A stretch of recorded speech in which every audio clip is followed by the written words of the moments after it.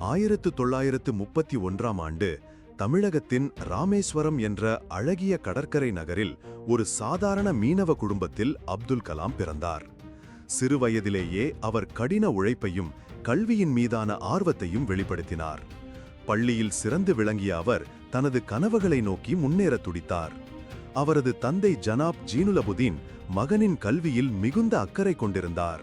ஒரு சாதாரண குடும்பத்திலிருந்தும் தனது திறமையால் உயர்ந்தார்.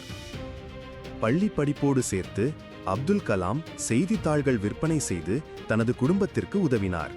இது அவருக்கு வாழ்க்கையின் கசப்பான சுவையையும் கடின உழைப்பின் அவசியத்தையும் உணர்த்தியது. இந்த அனுபவம் அவரது எதிர்கால வாழ்வில் ஒரு வலிமையான அடித்தளமாக அமைந்தது. ஒவ்வொரு நாளும் அவர் கற்றுக்கொண்ட பாடங்கள் அவரை ஒரு சிறந்த விஞ்ஞானியாக மாற்றியது. சிறிய வயதிலேயே அப்துல் கலாம் கல்வியின் மீது அளவு கடந்த ஆர்வம் கொண்டிருந்தார். அவர் இரவு முழுவதும் படிப்பில் ஈடுபடுவார். அவரது கடின உழைப்பு அவருக்கு பல வெற்றிகளை பெற்றுத் தந்தது. ஒவ்வொரு தடைகளையும் தாண்டி அவர் முன்னேறினார். அவரது விடாமுயற்சிதான் அவரை உயர்த்தியது. சிறிய வயதிலேயே அப்துல் கலாமுக்கு விமானம் பறப்பதில் ஆர்வம் ஏற்பட்டது. அவர் விமானங்களை பற்றி அதிகம் படித்து அறிந்து கொண்டார். இந்த ஆர்வம் அவரை விண்வெளி அறிவியலின் பக்கம் ஈர்த்தது. அவரது கனவு விமானி ஆவதாக இருந்தாலும் விதியின் விளையாட்டால் அவர் விஞ்ஞானியாக மாறினார். தனது மேல்நிலை பள்ளி படிப்பை மதுரையில் தொடர்ந்தார் அப்துல் கலாம். புதிய இடத்தில் தனியாக வாழ்வதற்கான அனுபவம் அவரை மேலும் வளர்த்தது. கடின உழைப்பு மற்றும் தன்னம்பிக்கை அவருக்கு பெரும் உதவியாயிருந்தது. மதுரை வாழ்வு அவருக்கு பல பாடங்களை கற்றுத்தந்தது.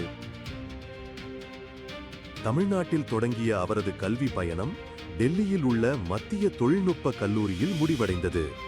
இங்கு அவர் ஏரோநாட்டிக்ஸ் இன்ஜினியரிங்கில் பட்டம் பெற்றார். இது அவரது விண்வெளி அறிவியல் பயணத்திற்கு அடித்தளம் அமைத்தது. அவரது கடின உழைப்பு அவருக்கு வெற்றி வாய்ப்புகளை ஏற்படுத்தி கொடுத்தது. இந்திய விண்வெளி ஆராய்ச்சி நிறுவனமான இஸ்ரோவில் இணைந்த அப்துல் கலாம் அங்கு தனது திறமையை வெளிப்படுத்தினார். விண்வெளி தொழில்நுட்பத்தில் அவர் பெற்ற அனுபவம் அவரை ஒரு முன்னணி விஞ்ஞானியாக உருவாக்கியது. இஸ்ரோவில் அவர் செய்த பணிகள் வரலாற்று சிறப்புமிக்கது.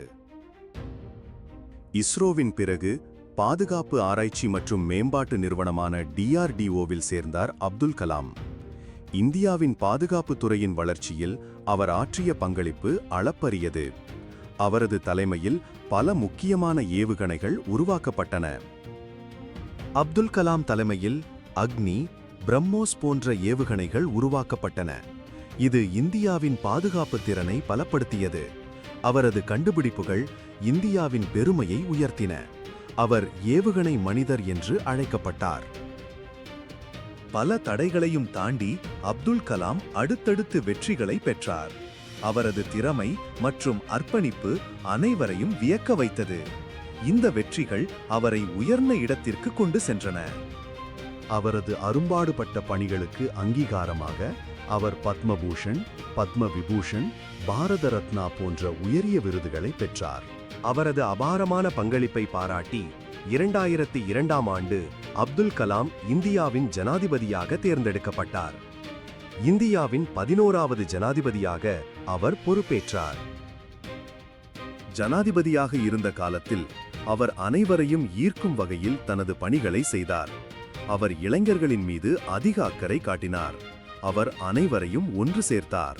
அப்துல் கலாம் தனது வாழ்நாளில் பல இளைஞர்களுக்கு வழிகாட்டியாக இருந்தார். அவரது உரைகள் மற்றும் எழுத்துக்கள் பலருக்கு உத்வேகமாக அமைந்தன. அவர் ஒரு உண்மையான தலைவராக இருந்தார். உயர்ந்த பதவியிலிருந்தும் அவர் எளிமையான வாழ்க்கையை வாழ்ந்தார். அவரது எளிமை பலருக்கு முன்மாதிரியாக அமைந்தது. அவரது எளிமைதான் அவரை மக்களிடம் பிரபலமாக்கியது. அப்துல் கலாம் பல புத்தகங்களை எழுதியுள்ளார். அவரது எழுத்துக்கள் பலருக்கு உத்வேகமாக அமைந்தது.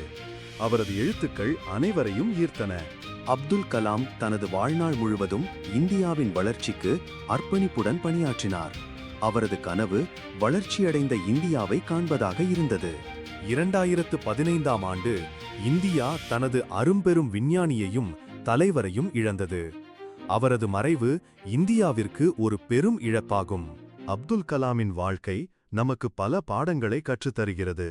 கடின உழைப்பு, அர்ப்பணிப்பு, தன்னம்பிக்கை போன்றவை வாழ்வில் வெற்றி பெற அவசியம். அப்துல் கலாமின் நினைவு என்றென்றும் நம் மனதில் நீடிக்கும். அவர் அனைவரின் மனதிலும் ஒரு சிறந்த தலைவராக என்றென்றும் வாழ்வார். அப்துல் கலாமின் வாழ்க்கை நம் அனைவருக்கும் உத்வேகமளிக்கிறது. நம் கனவுகளை நனவாக்க உழைப்போம்.